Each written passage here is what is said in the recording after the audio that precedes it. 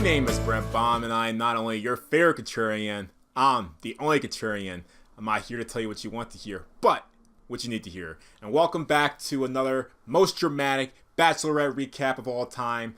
It's Becca's season, episode 3. Let's just get right into this. Let's get right into the spa date. I thought the spa date was really nice. It was cool to see former Bachelorettes from Arie's season, from Kendall to Seinne to Caroline to Becca, my favorite, and Tia. And Tia was like the biggest conversation point from the beginning. That was the elephant in the room. Tia and Colton. Did they have a tryst? Did they kiss? So Becca, just being assertive, addressed it with Tia, talked to Tia about it. Tia said that all they did was kiss and that they basically met each other well before Arie's season. So it's one of those things where they kissed. It's not that big of a deal. However, I understand where Becca's coming from. I know if I was in her position and I was dating a girl and then I found out that she had kissed one of my friends, I definitely would have some ambivalence about furthering that relationship.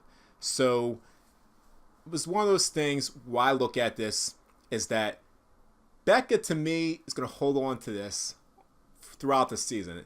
It's one of those things that she might not ever be able to move on from. Because it's hard. It really, really is hard. Because that's one of her good friends. Tia's one of her good friends. But before this spa date even took place, I want to talk about how it was hilarious how Jordan was trying to get his match his polo with his pants. He was basically analyzing it out loud. Then David, the chicken guy, called him out on it. And I like to dress up. I like to get my wardrobe together. I'm into that. I'm into fashion, but not to the degree that Jordan is. I know he's a male model, but he just goes too much analyzing that goes into his wardrobe. So you can see that Jordan was right in his element in this spa date, painting his nails, looked very comfortable. It was very apropos for him, as Becca mentioned. So it was a nice date. It was a good date. Even though I agree with Kendall that too many of the guys, they were pampering the other women when they should have just been pampering Becca. Focus all your attention on Becca. I get it. It was a group date. But I still would have been focused on pampering Becca. You can see that John Blanc, he got that memo. Always been smooth. Knew what he was doing. So transition over. You can see that.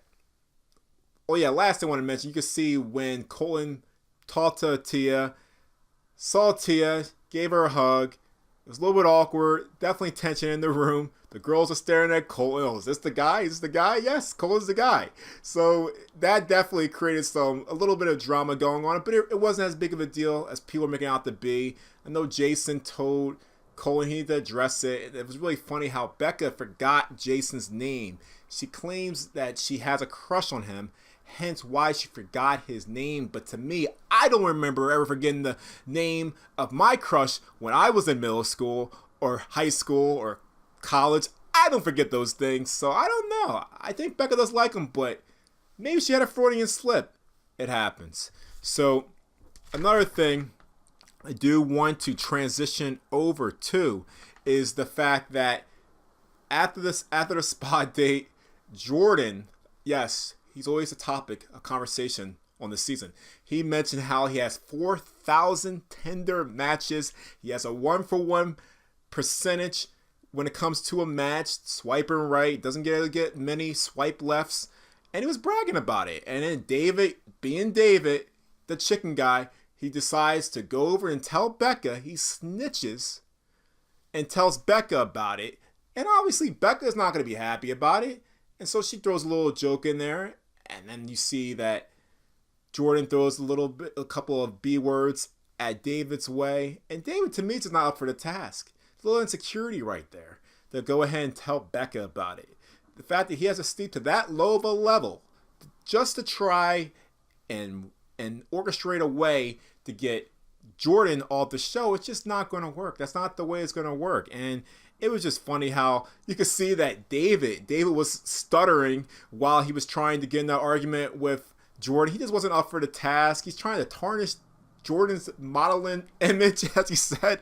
And Jordan said that's not going to happen because it's not going to happen. Jordan's not going to let David do that to him.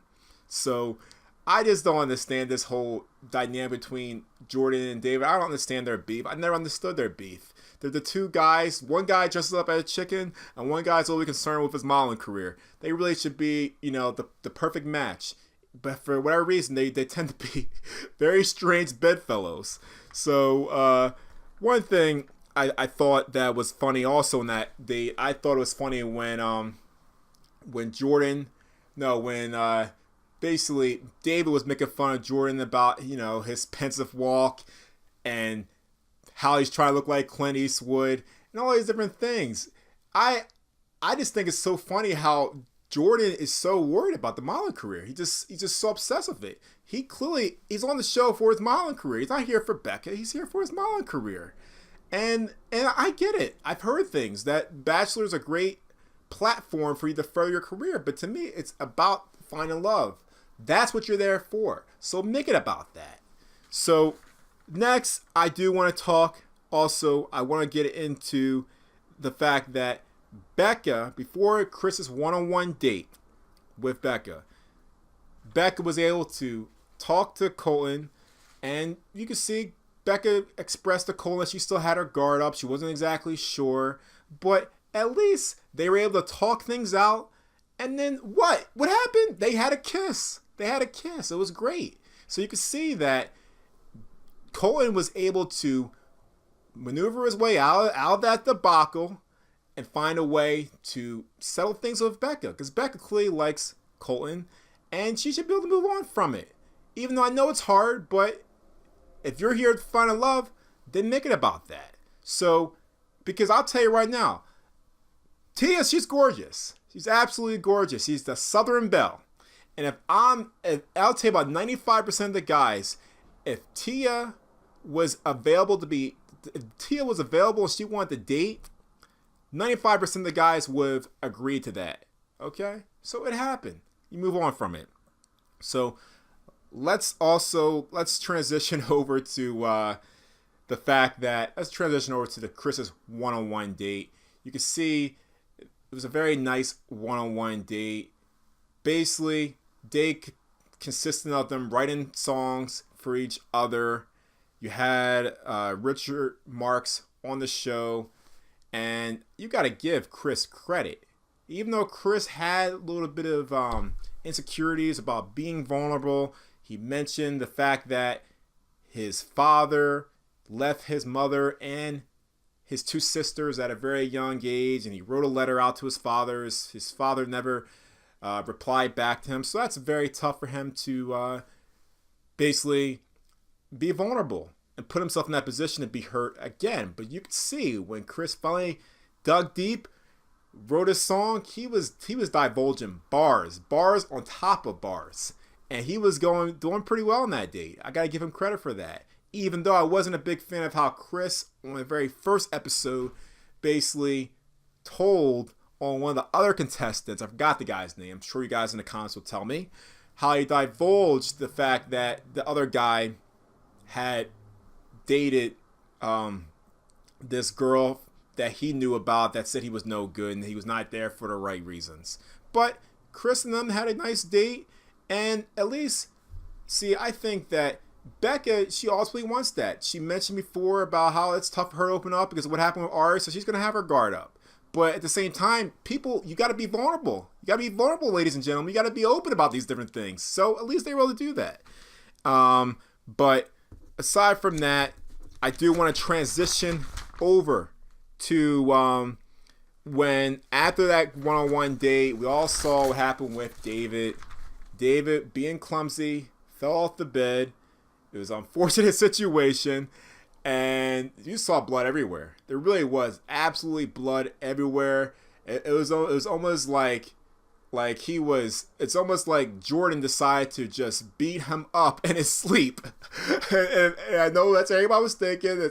As before they got the commercial break, they handed the camera over to Jordan after they got the gurney and got David out of the room, away in the ambulance truck. You saw they panned the camera over to Jordan, just lounging on the couch with his feet up in a room by himself, isolated.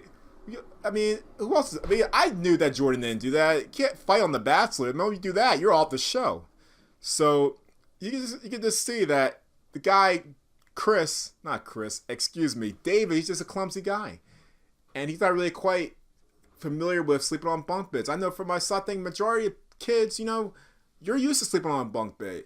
Even though he mentioned, well, I'm used to sleeping on the king size bed, that's why I fell off. But you should be able to know that, hey, this is my circumstance. Apparently you got a baby proof or bunk bed proof. The beds prior on going to The Bachelor. So transition over. I also want to get into the group date, the football group date with the guys. You can see that Clay was very comfortable in his element. He was definitely going to dominate that. Current NFL player, 6'5", strong guy, and it was just so funny to watch who was athletic and who was not athletic. You saw Clay was athletic. You saw that Chris Stone is pretty athletic. Harlem Globetrotter. He was dunking on the goalpost, but Lincoln, his athleticism was virtually non-existent. It was draconian. You could see that he was not coordinated whatsoever. He had all the muscles in the world, but not coordinated at all. And I get it, in the UK, there's American football. I mean, it's football, not American football. I get that. But you would think that Lincoln would be a little bit athletic. I expect a lot more from the brother, but, he didn't show it. So during the date, you can see Clay was holding back a little bit. His team was down 21-7 at one point, and they brought his team back and tied the game, but it just got too physical, and Clay ultimately injured himself, probably broke his wrist, and it was a really unfortunate situation to see that happen, especially for him because he's still currently playing in the game. So it's one of those things where he should have been a lot more careful, but clearly he was in there to win the competition, and you can see that Becca, she likes football players. You have Colton, you have Clay. She mentioned that she's into football. She's from Minnesota. So Clay would be a great match for Becca. Great match for him. But again, he broke his wrist probably and he probably had to leave the show. And it's a really unfortunate thing. It really is. But with the football day, I thought it was cool. You had some commentary with Chris Harrison, Keyshawn Johnson. I thought that was nice. I'm a sports guy, so I'm familiar with Keyshawn Johnson, ex-NFL player, 3-time Pro Bowler. So it was cool. So after the football date, you could see that there was a couple of guys that were able to work their way in and further a relationship with Becca. You saw what happened with Leo. Leo, of all people, I was really shocked about that. Leo got a kiss from Becca. Then you saw Blake. Blake, to me, I'm just not a big fan of Blake. Okay, Blake, to me, something about him, he doesn't really come off enough as an alpha. He's not enough of an alpha to me.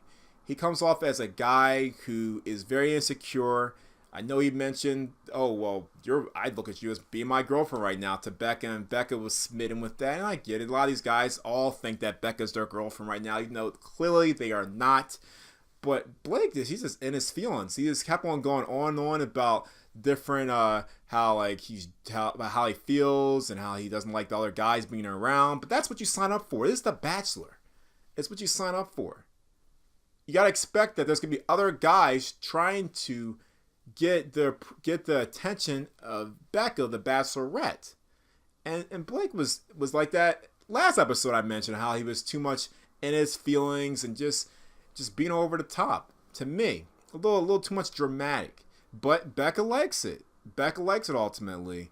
But you saw how Clay, he came back onto the show, had his arm in a sling, and you could just tell, okay, this is not good. That he probably got a more serious injury. And the thing that was really unfortunate about it was that, see, he was able to get a rose. And then he had to leave the show. But before I get into the rest of the roses, as we mentioned, Colton got a rose, Clay got a rose, and then Chris got a rose. And Clay, to me, he was someone who was going to probably get pretty far into the show. It's just one of those things where he broke his wrist. He's a football player. As he mentioned, he has family support. He had to leave the show. He couldn't risk his football career, prolonging any type of surgery he may have had to get for the show. It wasn't like he was not doing it for Becca. It's not like he said, okay, my football career is more important than you, Becca. It's just he was saying for the concept of the show, just the show in general. So it's just really unfortunate that that had to happen and that he had to get hurt, because Clay was one of my favorites. Being a sports guy, I was really rooting for Clay. I wanted him to get far into the show, but that just did not happen. So unfortunately, he had to say goodbye to Becca and move on from that. So we're going to see what happens next episode. The next episode is going to be a very dynamic episode, very interesting episode. There's no rose ceremony. We'll see the rose ceremony next week. And I think once again, it's going to come down to the chicken guy and Jordan going back and forth at it. I think initially I said it was going to be Connor and Lincoln that are going to be the ones on the 2-on-1 date, but it's pretty clear it's going to be Jordan and the chicken guy David at some point being on the 2-on-1 date. So thank you for joining me for another recap of the most dramatic episode of The Bachelorette.